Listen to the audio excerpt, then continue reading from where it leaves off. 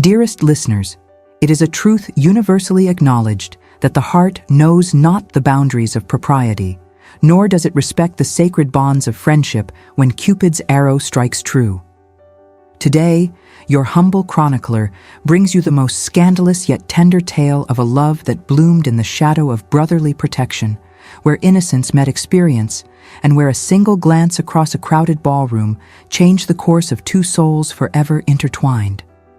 But let us not rush, for the best stories, like the finest Madeira, must be savored properly. And before we plunge into this delicious scandal, I ask of you a small favor, my dear listeners. If you, like myself, are captivated by tales of forbidden passions and love that defies convention, do show your appreciation with a like upon this chronicle. Ensure you are subscribed, that you might not miss a single whisper or secret from high society. And naturally, I long to read your comments below. Tell me, do you believe that such overwhelming love justifies the breaking of a sacred promise between friends? Now, without further ado, let us enter the ballrooms of Mayfair. The morning sun cast long shadows across the elegant townhouse in Grosvenor Square as Miss Penelope St. Fair stood before her looking-glass, her delicate fingers trembling ever so slightly as they smoothed the pristine white muslin of her debut gown. At 18 years of age, with hair the color of spun gold and eyes as clear as a summer sky, she possessed the kind of ethereal beauty that poets might spend lifetimes attempting to capture in verse. Yet for all her loveliness, there existed within her countenance a certain hesitancy, as though she were a butterfly still uncertain of its wings.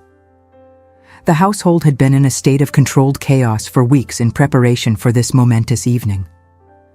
Her mother, Lady Margaret St. Fair, had overseen every detail with the precision of a military commander, from the selection of the modiste to the arrangement of pearls in Penelope's hair. Her father, Lord Edmund St. Fair, maintained his usual air of benevolent detachment, offering occasional words of encouragement whilst primarily concerning himself with the management of his extensive library and correspondence. Most notably absent from these preparations was Lord Henry St. Fair, Penelope's elder brother by 12 years, whose protective nature had cast a long shadow over her childhood and youth. At 30 years of age, Henry had assumed the role of patriarch with perhaps excessive enthusiasm following their father's gradual retreat from society.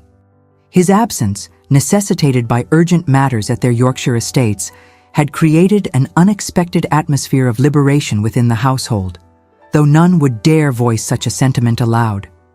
Penelope had spent her youth in the peculiar isolation that befalls the much younger sister of a formidable brother, while other young ladies of her acquaintance had enjoyed the freedoms of friendship and gentle flirtations under the watchful but permissive eyes of their families. She had existed within the gilded cage of Henry's vigilant affection. Every potential friend had been scrutinized, every invitation carefully vetted, every dance partner at informal gatherings subjected to Henry's penetrating stare. It was not that he was unkind. Indeed, his devotion to his sister bordered on the reverential, but rather that he seemed incapable of perceiving her as anything other than the golden-haired child who had once followed him about the gardens, demanding stories of knights and dragons. The irony, which Penelope understood with the clarity that comes from years of observation, was that Henry's very efforts to shield her from the world had left her particularly unprepared for it. While other debutantes approached their first season armed with the subtle arts of flirtation, learned through years of country dances and house parties, Penelope possessed only her books, her music, and her own uncertain instincts. She had found solace in the pages of novels, though she was careful to conceal the more romantic volumes from Henry's disapproving gaze. The poetry of Byron, which she read in secret in the conservatory, had awakened in her something more than mere curiosity. She read the passionate verses not as mere fiction, but as a map to a world of feelings that she sensed existed, somewhere, waiting for her. The passionate sonatas she played upon the pianoforte when the house was empty seemed to speak of emotions she had never experienced, but somehow understood in the depths of her soul. As her lady's maid, Sarah, made the final adjustments to her ensemble, Penelope contemplated the evening ahead with a mixture of anticipation and dread. Almac's assembly rooms, that hallowed temple of the ton where reputations were made and destroyed with equal swiftness, awaited her debut. The patronesses, those formidable arbiters of social acceptance, would scrutinize her every movement, every word, every gesture. One false step, one breach of the elaborate protocols that governed their world, and she might find herself relegated to the periphery of society before her season had truly begun.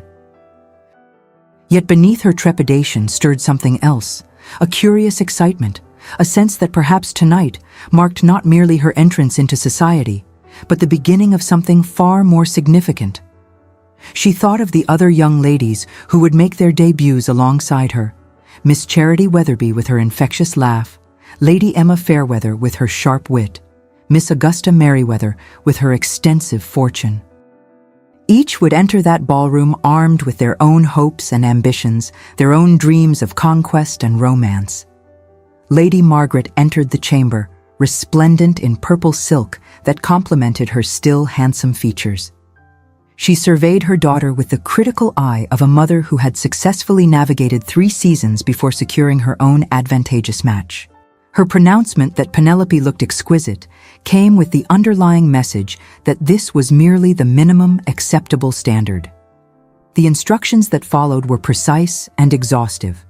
One must be accomplished enough to intrigue, modest enough to charm, and clever enough to engage without appearing threatening to the gentleman's intellectual vanity. Penelope nodded dutifully at her mother's guidance, though privately she wondered at the exhausting performance required of young ladies. How much simpler it would be, she thought, to simply be oneself and trust that the right person would appreciate such authenticity. But such revolutionary thoughts were best kept private, particularly from a mother who had spent the better part of 2 months drilling her in the intricate choreography of social success. The carriage ride to Almack's seemed both endless and all too brief. As they approached King Street, Penelope could see the glow of countless candles through the windows, could hear the faint strains of music floating on the evening air. Her destiny awaited within those hallowed walls, though she could not have imagined how dramatically her life was about to change. The crush at Almack's was precisely as overwhelming as Penelope had anticipated. The air hung thick with the mingled scents of perfume, pomade, and the underlying tension of hundreds of individuals, each pursuing their own social agendas. The orchestra played with mechanical precision, their notes floating above the din of conversation and the rustle of silk against silk. Candlelight from the massive chandeliers cast everything in a golden glow that seemed to blur the edges of reality, transforming the assembly rooms into something from a fairy tale. Penelope stood near a marble column, her dance card dangling from her gloved wrist, still pristine and unmarked. Her mother had been claimed by Lady Jersey for what appeared to be an intense discussion about some matter of social import, leaving Penelope momentarily adrift in the sea of unfamiliar faces. She recognized some from morning calls and park promenades, but the formal setting transformed even familiar acquaintances into strangers. It was then, as she attempted to appear both approachable and properly aloof, a balance she had not quite mastered, that she saw him. George Thornwell, Visconde de Ashcroft, stood across the ballroom engaged in conversation with Lord Weatherby, his dark head bent slightly as he listened with apparent interest to the older man's discourse. She had known George, in a manner of speaking, for the better part of 10 years. He had been Henry's particular friend since their days at Oxford, a constant presence at family dinners and holiday gatherings. Yet she had never truly seen him until this moment. Perhaps it was the formal evening attire that transformed him, the way the black coat emphasized the breadth of his shoulders and the elegant line of his bearing. Perhaps it was the way the candlelight caught the amber notes in his eyes she had never noticed were quite that remarkable shade. Or perhaps it was simply that she was seeing him for the first time, not as her brother's friend, but as a man, devastatingly handsome, sophisticated, and utterly unaware of her existence. George, for his part, had attended the evening's festivities out of a sense of duty rather than enthusiasm. At 27, he had successfully evaded the matrimonial ambitions of numerous matchmaking mamas, maintaining his bachelor status through a combination of charm, discretion, and strategic absence during the height of previous seasons.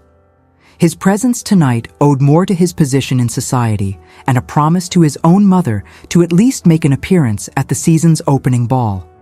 He had been half listening to Weatherby's detailed account of a particularly profitable investment opportunity when something, he could never afterwards explain what, compelled him to glance across the ballroom. His gaze fell upon a vision in white muslin, and for a moment his world tilted on its axis. He interrupted his own sentence mid-word, completely forgetting what Lord Weatherby had been saying. The young woman standing by the column was not merely beautiful, she was a revelation, a perfect musical note that silenced all else in the ballroom. There was something about the way she held herself, a combination of uncertainty and inherent grace, that spoke to something deep within him. It took him several seconds to realize that this enchanting creature was none other than Penelope St. Fair. Little Penny, as Henry had always called her, though George noted with sudden clarity that there was nothing little about her now. When had she transformed from the shy child who had hidden behind doors to eavesdrop on their conversations into this stunning woman who made his pulse quicken from across a crowded room? Their eyes met across the expanse of dancers and observers, and the world seemed to pause in its rotation. Penelope felt a flush rise to her cheeks that had nothing to do with the warmth of the room. George's gaze held hers for a moment that stretched into eternity, and in that look she read surprise, admiration, and something else, something that made her heart flutter in a most alarming manner. The moment was broken by Lord Weatherby's hand on George's shoulder, demanding his attention for some point of particular importance. George turned away reluctantly, but Penelope observed that his gaze returned to her repeatedly over the next several minutes, as though he could not quite believe what he was seeing. Lady Margaret materialized at Penelope's elbow with the efficiency of a general deploying troops, announcing Lord Cunningham's imminent approach for an introduction. But Penelope barely registered her mother's words. Her entire being was focused on the tall figure now making his way through the crowd with purposeful strides. George approached with the confidence of a man who had navigated these social waters for years, yet there was something different in his manner. A tension, an anticipation that betrayed his usual sang-froid. He bowed correctly before Lady Margaret, his smile warm but respectful as he expressed hope that they were enjoying the evening's festivities. Lady Margaret's response was notably warmer than it might have been for other gentlemen. George's long friendship with Henry had earned him a certain favored status, though she had never considered him as a potential suitor for Penelope. She mentioned Henry's absence on estate business, and George smoothly replied that he had promised to ensure Miss St. Fair's debut was not lacking in familiar faces, though this was a complete fabrication. Henry had made no such request, being entirely absorbed in drainage disputes and tenant concerns. When George's gaze shifted to Penelope and he requested the honor of a dance, his voice softened perceptibly.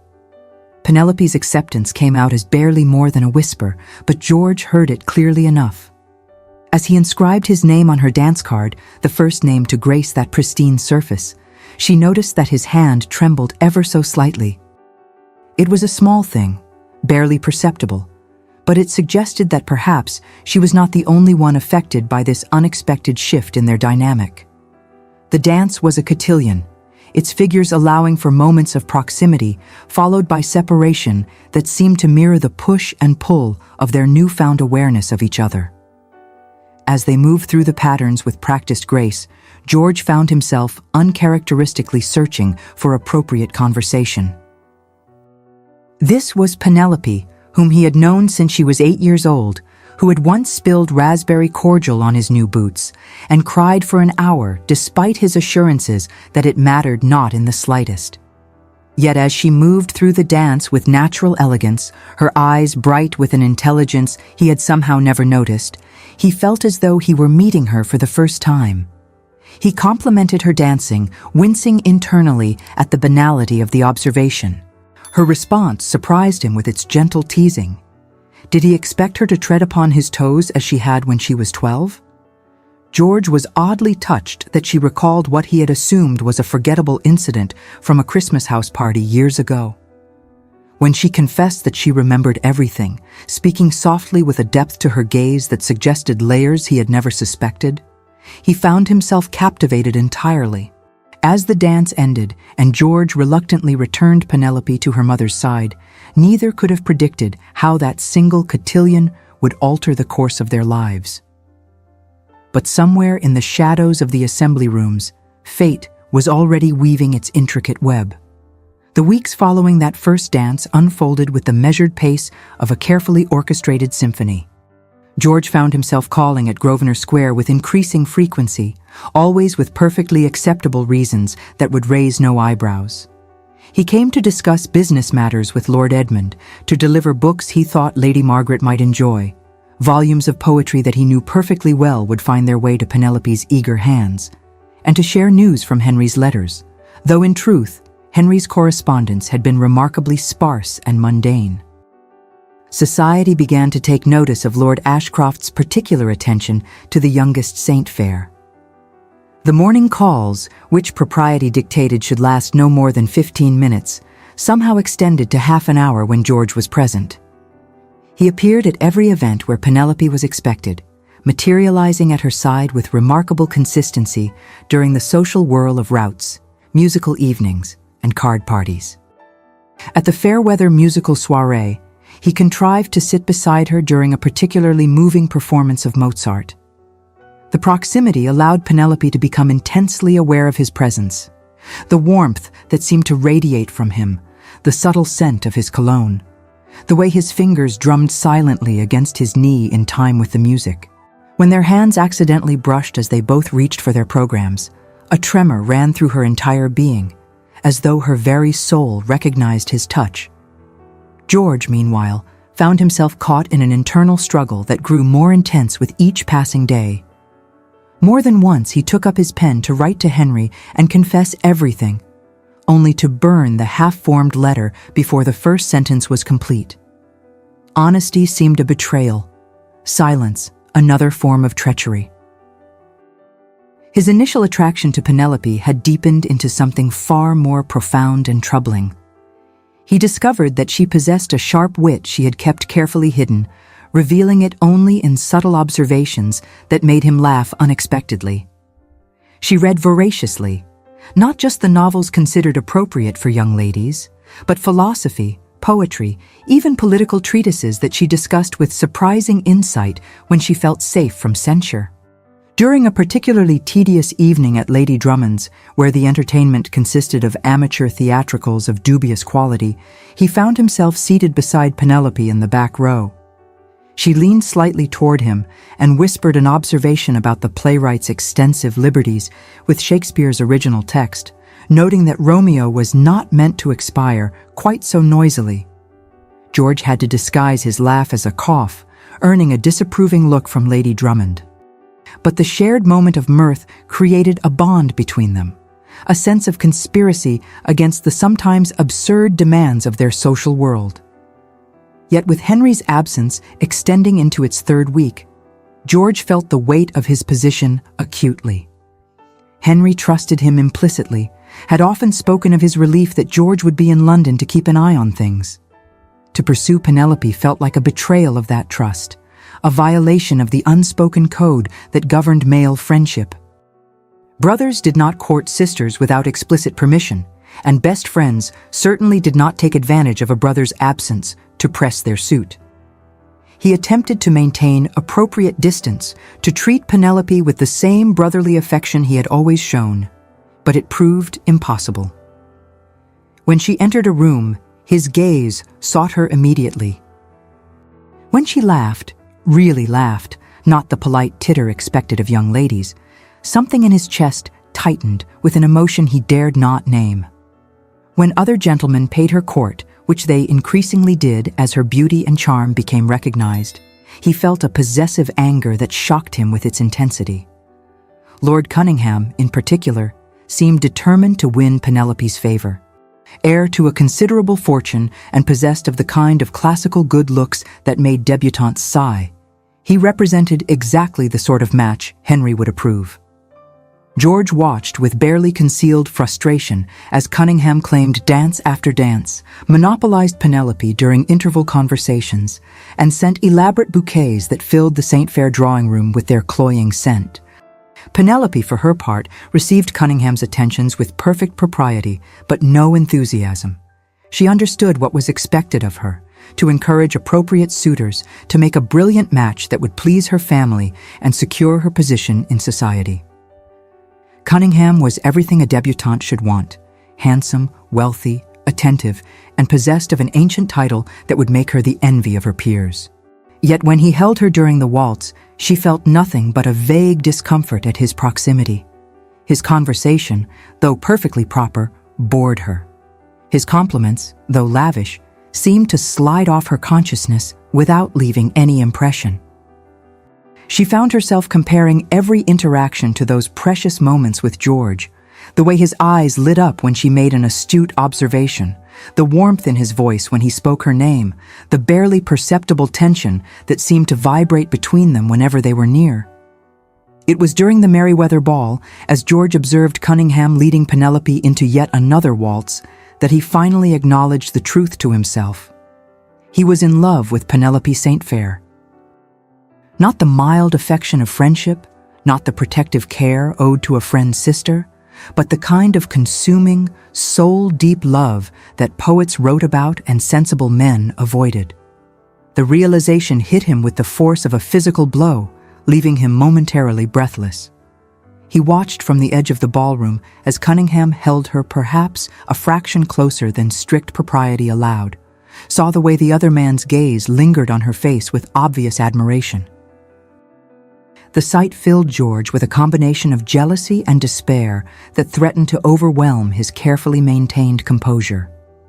He had no right to feel this way, no claim on Penelope's affections beyond that of an old family friend. Yet the thought of her belonging to another, of Cunningham or any other man having the right to hold her, to touch her, to call her wife, was unbearable. The afternoon was unseasonably warm for April, the kind of day that whispered promises of the summer to come.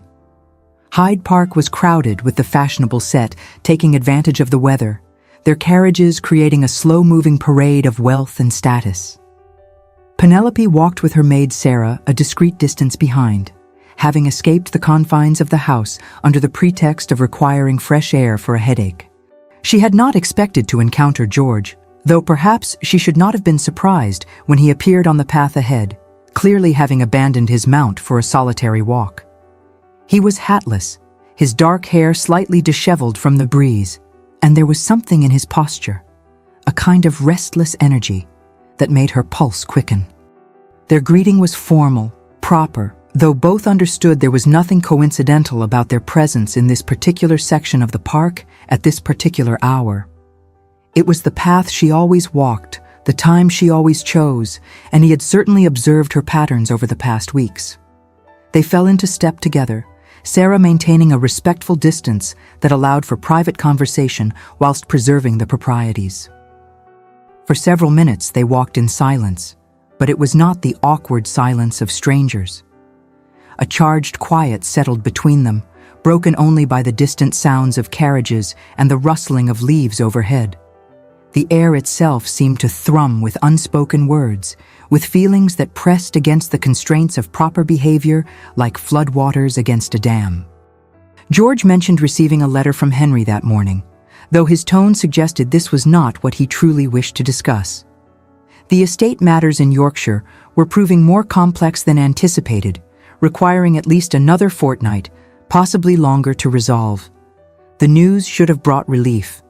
More time before Henry's return would change everything, but instead it only intensified the tension between them. They had reached a more secluded part of the path, where ancient oaks created a natural canopy that filtered the sunlight into dappled patterns. George stopped walking suddenly, turning to face her with an expression of such intensity that she felt her breath catch. He spoke of finding himself in an impossible position, of the transformation his feelings toward her had undergone that made protecting her interests increasingly difficult. Penelope understood perfectly what he meant, though she feigned confusion initially. When pressed, she admitted to feelings she did not entirely understand, how the very air seemed to change when he entered a room, how she found herself memorizing his every word, how she wished their dances would never end. George's struggle was evident in every line of his body, in the way he ran his hand through his hair in frustration, in the roughness of his voice when he insisted she deserved better than a man who betrayed his friend's trust. But Penelope would not be deterred. With sudden fire, she declared herself not a child, not some delicate object to be protected and preserved, but a woman with thoughts, feelings, and desires of her own. If her heart had made its choice, then her feelings answered to her own soul alone, not to Henry's command. The vehemence of her declaration clearly stunned George. In that moment, she was magnificent, her eyes blazing with determination, her chin lifted in defiance of convention. When he warned that Henry and society would never approve, she had a ready answer. They would be the very model of propriety in public, limiting their dances, calls, and interactions to what was strictly proper. But in private, she suggested, they might allow themselves to explore these feelings that neither seemed able to deny. George moved closer, close enough that she could feel the warmth radiating from him, and warned her that she was playing with fire. Her response, a whispered declaration that she would rather burn, undid him completely. Something in her eyes, a combination of innocence and determination, of vulnerability and strength, broke through his last defenses. The moment stretched between them, heavy with possibility and danger. They stood at a crossroads, both understanding that the next step would irrevocably change everything.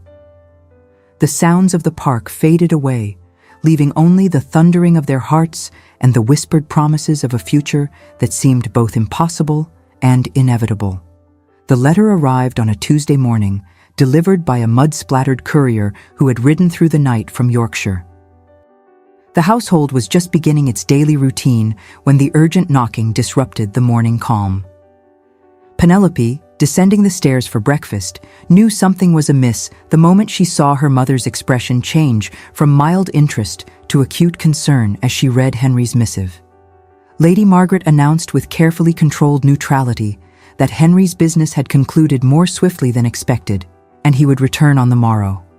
The words fell like stones into still water, sending ripples of consequence through Penelope's carefully constructed world. Tomorrow. Henry would return tomorrow, and the delicate balance she and George had maintained. Those precious stolen moments in gardens, meaningful glances across ballrooms, conversations laden with subtext that only they could interpret, would crumble under her brother's scrutinizing gaze. George received the news at his club, where a similar express had been delivered. The messenger had clearly been instructed to ensure the message reached him with all speed. Henry's letter was brief, almost curt, mentioning only that matters had been resolved and that he looked forward to resuming his place in town. But there was something in the tone, a certain formality that differed from Henry's usual casual correspondence, that made George's blood run cold. Had someone written to Henry?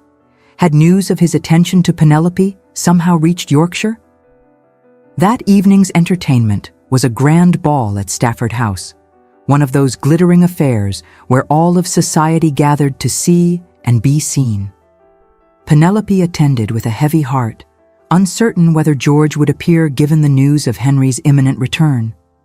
She wore silk the color of spring leaves, a daring choice that her mother had initially questioned but ultimately approved. The color set off her fair coloring to perfection and drew admiring glances from every corner of the ballroom, though Penelope noticed none of them. George did appear, though later than usual, and there was a tension in his bearing that communicated itself to her immediately. He claimed his customary 2 dances, but their interaction was stilted, constrained by the weight of unspoken fears and the knowledge that their time was running out. It was during the supper interval that disaster struck. Penelope had escaped to the terrace, seeking respite from the oppressive heat of the ballroom and the endless stream of vapid conversation. The cool night air was a blessing against her flushed skin, and she stood near the stone balustrade, gazing out at the darkened gardens below. Lord Cunningham found her there, and it was immediately apparent that he had been drinking more champagne than was advisable. His usually impeccable appearance was slightly disheveled, his cravat askew, and there was a belligerence in his manner that set her instantly on edge. His accusations came in a torrent, that she had been toying with him, encouraging his attention only to withdraw it. Accepting his flowers and calls while granting Lord Ashcroft privileges she denied him. Penelope attempted to maintain her composure, to explain that she had shown him nothing but the courtesy due any gentleman of her acquaintance, that any encouragement he had perceived was unintended. But Cunningham was beyond reason. He moved closer, backing her against the stone balustrade, his words becoming increasingly aggressive. He spoke of being tired of games, of women who played with men's affections. When he reached for her, whether to embrace her forcibly or merely to prevent her escape would be debated in drawing rooms for weeks afterwards, Penelope could not suppress a cry of alarm. What happened next occurred with such speed that witnesses would later give conflicting accounts. George did not shout or rush forward in blind rage. Instead, he moved with a lethal calm that was far more terrifying than any display of fury.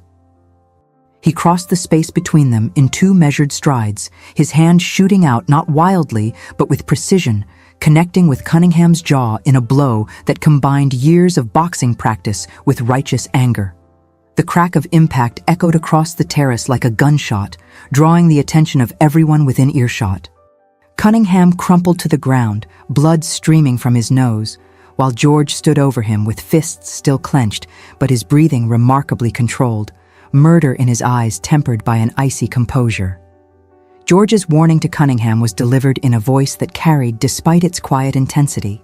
If he ever approached Miss St. Fair again, George would demand satisfaction in a manner that would leave him unable to approach anyone ever again. The threat was unmistakable, and the implications were clear to everyone present. A gentleman did not risk such scandal, did not issue such threats, unless his interest was deeply personal. The scandal was immediate and overwhelming. Within minutes, the entire ballroom buzzed with the news.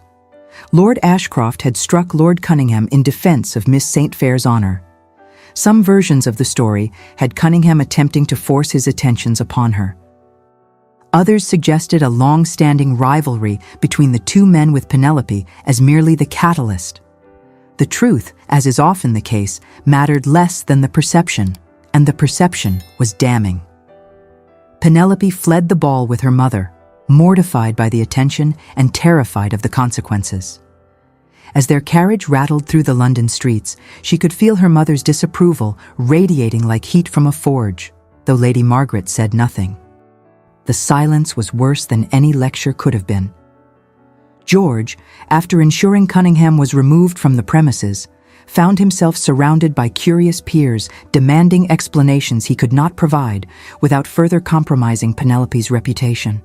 He deflected their questions with cold efficiency, but he knew the damage was done. By morning, the story would be on every tongue in London, growing more elaborate with each telling. Henry arrived at his London residence at noon the next day, travel-stained and exhausted from riding through the night. He had pushed himself and his mount to the limits of endurance, driven by an urgency he could not quite name. The household was in uproar, the servants whispering in corners and falling silent when he appeared. The butler, attempting to provide a coherent account of the previous evening's events, only succeeded in stoking Henry's growing fury.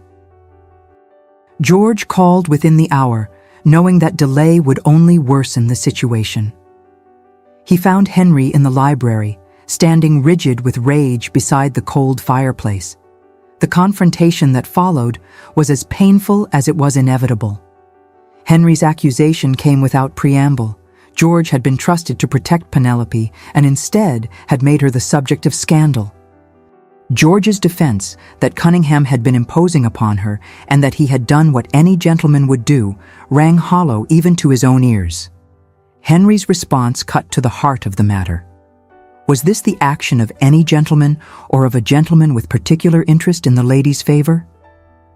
The silence that followed George's hesitation was damning. In that moment, Henry had his answer, and the betrayal he felt was written plainly across his face. Their decade of friendship, built on trust and mutual respect, crumbled like a castle built on sand. Henry's dismissal was cold and final.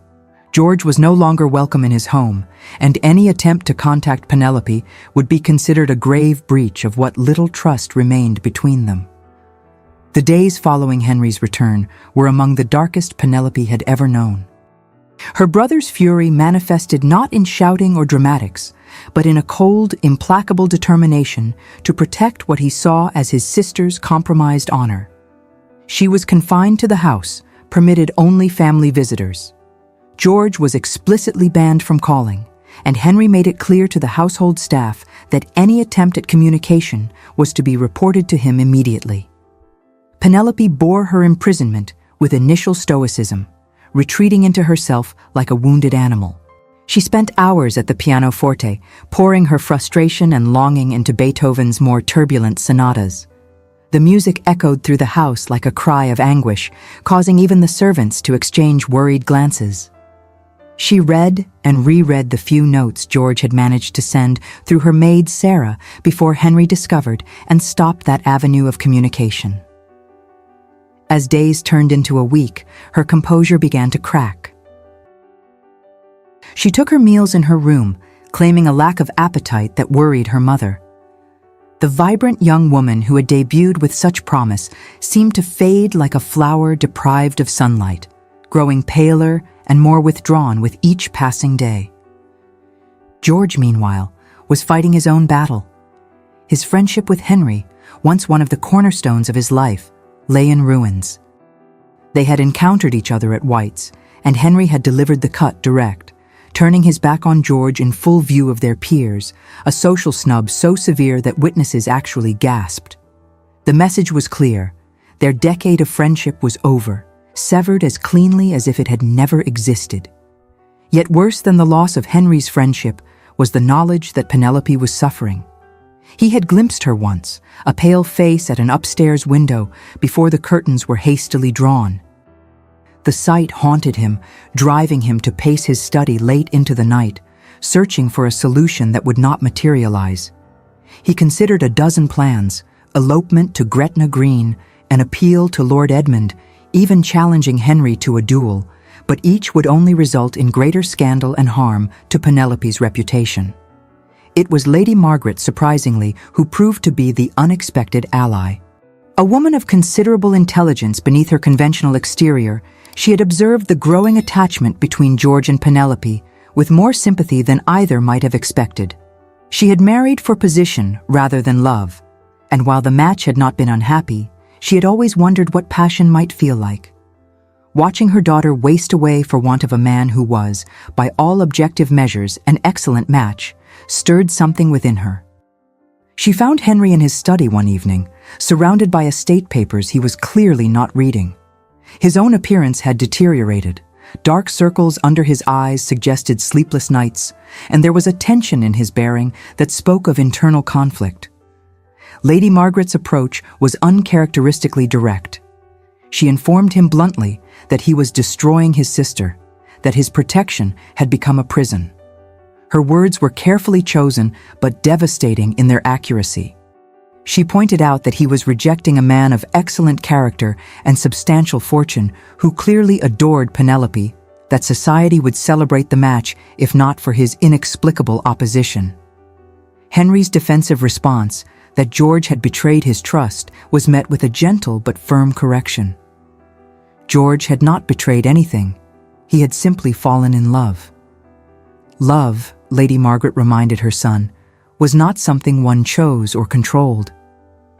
She then played her most powerful card, reminding Henry of his own lost love years ago, a young woman deemed unsuitable by their father. Henry had acquiesced to paternal authority, and the young woman had married elsewhere. She was happy now, by all accounts, but Henry had never quite recovered from the loss.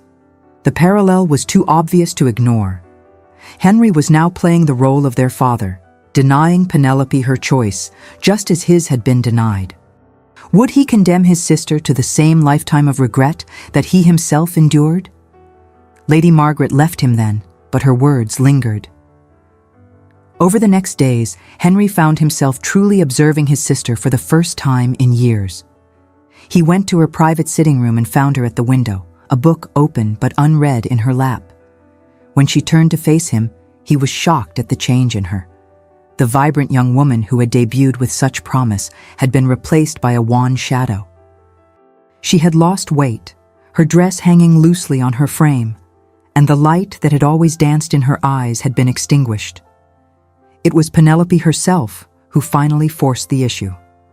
She stood before him with a dignity that belied her fragile appearance and announced that she had something to say, and he would listen because despite everything, she knew he loved her. Henry nodded slowly, gesturing for her to continue, though he suspected what was coming. Penelope's words were measured but powerful. She spoke of how he saw her as a child to be protected and controlled, but she was a woman with a woman's heart and desires. George saw that, saw her not as Henry's sister or a responsibility, but as herself. Did Henry have any idea how rare that was, how precious?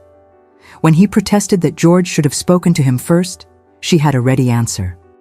When could he have done so? Henry had made it clear from the moment of her debut that no man would be good enough. He had scrutinized every dance partner, dismissed every caller, found fault with every potential suitor. George had known Henry would never approve, regardless of his worth or intentions. Her next words cut deep.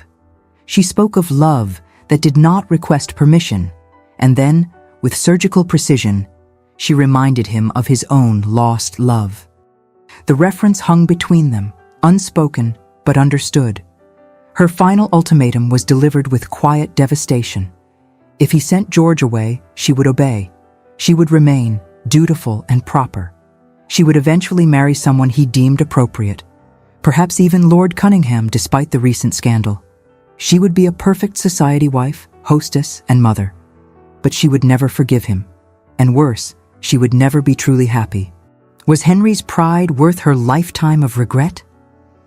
After Penelope left, Henry sat alone in the gathering darkness. He went to his desk and opened a drawer he rarely accessed, withdrawing a miniature portrait in a gold frame. The face that looked back at him was not his mother's, but that of Miss Eleanor Fairfax, now Mrs. Eleanor Hartley, mother of 3 and wife to a prosperous merchant. She had loved him once, and he her, but his father had deemed her connections insufficient, her dowry too modest. Henry had been young, only 22, and had lacked the courage to defy his father.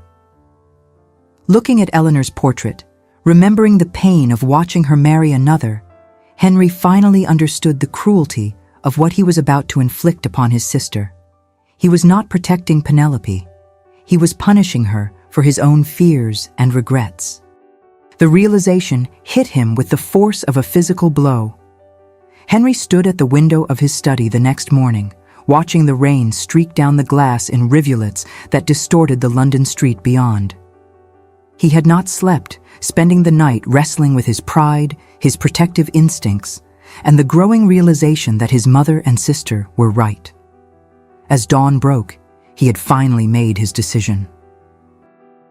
The note he sent to George was brief, but would change everything. A summons for 2 o'clock that afternoon, signed simply with his initial. No explanation, no elaboration, just a time and the implied command to appear. George arrived precisely on time, neither early nor late, approaching Henry's study with the wariness of a man entering potentially hostile territory. The weeks of separation had taken their toll. There were shadows under his eyes that spoke of sleepless nights, a gauntness to his features that suggested missed meals and constant worry. He entered when bidden, accepting the chair Henry indicated, but maintaining a careful formality that spoke volumes about the gulf between them. Henry poured 2 glasses of brandy from the decanter on his desk, pushing one toward George, who accepted it but did not drink. The silence stretched between them, heavy with the weight of broken friendship and unspoken accusations. When Henry finally spoke, admitting he had been a fool, blinded by his own fears and prejudices, George remained silent, waiting. Henry continued, his words carefully chosen but sincere. He spoke of the promise he had made when their father died, to protect Penelope from all harm. She had been so young, so innocent, and he had built walls around her, thinking to keep her safe. He had not realized he was also keeping her from living. The admission that followed cost Henry dearly, but he voiced it nonetheless. George had been his closest friend for 10 years, trusted with his life on more than one occasion. Yet when it came to trusting him with Penelope's heart, Henry had balked. He asked for forgiveness, though he knew he might not deserve it. George's response was quiet but heartfelt. There was nothing to forgive. Henry's protectiveness came from love, and that was understandable. But Henry needed to understand that George loved Penelope, not as a sister or responsibility, but as the remarkable woman she had become. He would die before causing her harm. Henry studied his friend's face, seeing there the same determination that had carried them through countless adventures and challenges over the years. Rising from his chair, he moved to a cabinet where he kept his most precious possessions. From it, he withdrew a small velvet box, opening it to reveal a ring of stunning beauty. A sapphire surrounded by diamonds that caught the light like captured stars. The ring had belonged to their grandmother, always intended for Penelope's engagement. Henry could think of no better man to give it to her. The significance of the gesture was not lost on George, who stared at the ring, then at Henry, clearly struggling with emotion. Henry's blessing came with an apology. He had nearly destroyed 3 lives with his stubborn pride. A man needed his friend as much as his sister needed her happiness. The embrace that followed was brief but fierce, the kind that English gentlemen permitted themselves only in moments of extreme emotion. When they separated, both were suspiciously bright-eyed. Henry informed George that Penelope was in the music room where she had been playing the same Mozart sonata repeatedly for the past hour. She might, he suggested with a slight smile, welcome an interruption. George found her exactly as Henry had described, her fingers moving over the keys with mechanical precision while her mind was clearly elsewhere. She wore a simple morning dress of pale blue muslin, and her hair was arranged loosely, as though she had not expected visitors. To George, she had never looked more beautiful. She did not hear him enter over the music, and for a moment he simply stood watching her, overwhelmed by the depth of his feeling. Then, as though sensing his presence, she turned. The transformation in her face when she saw him was like watching the sun emerge from behind storm clouds. Joy, relief, and love illuminated her features as she rose from the piano bench and flew across the room. Propriety be damned, George thought, as he caught her in his arms, feeling her tremble against him.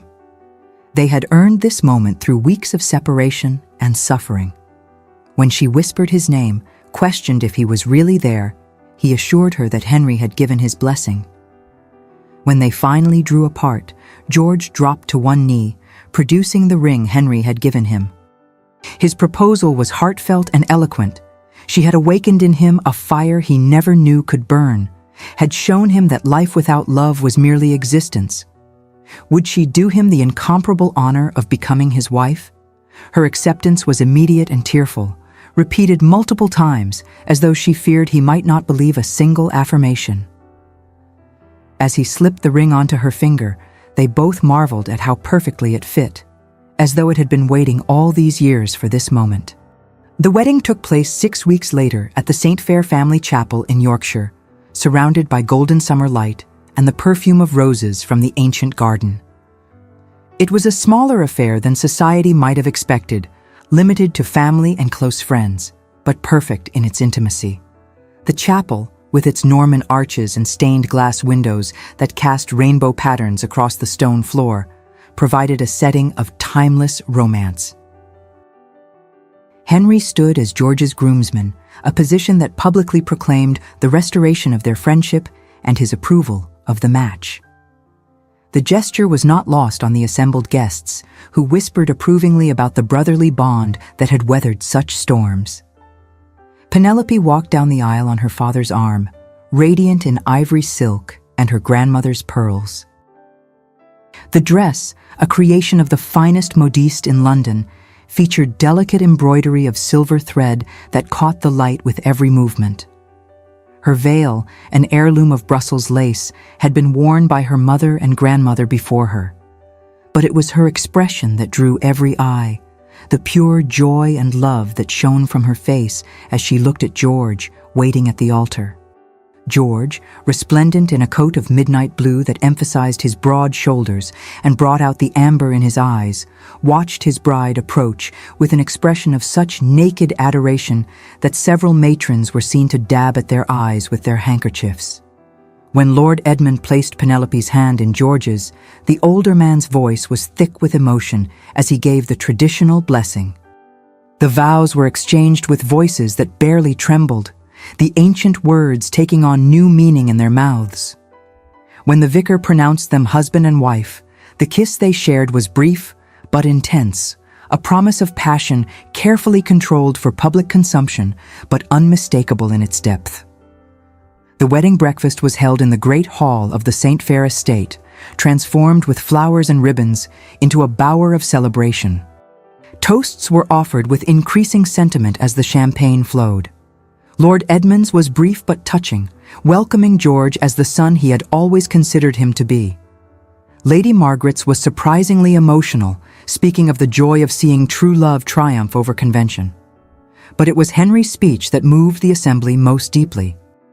He spoke of friendship tested and strengthened, of love that conquers pride, and of his certainty that no man could cherish his sister more thoroughly than George would. He admitted his own failings with remarkable candor, thanking George for his patience and Penelope for her courage in standing up to him. He concluded by raising his glass to the couple, declaring that some bonds were meant to be, and that he was honored to call George not just friend, but brother. As the newlyweds departed for George's estate in Kent, where they would begin their married life, Penelope turned back to wave at her family. Henry stood with their parents on the steps, and for the first time in memory, she saw tears in her brother's eyes. They were tears of joy, she knew, mixed perhaps with a touch of wistfulness for his own lost love, but predominantly happiness for her own fortune. The carriage rolled through the countryside as the sun began its descent, painting the landscape in shades of gold and rose. Inside, George held Penelope's hand in his, their fingers intertwined with a possession that no longer needed to be hidden. They spoke of their first meeting at Almack's, of the moment when everything changed. George admitted that his life had altered irrevocably that night, though he had not understood how or why at the time. Penelope confessed it had been the same for her, as though she had been sleeping her entire life and had suddenly awakened.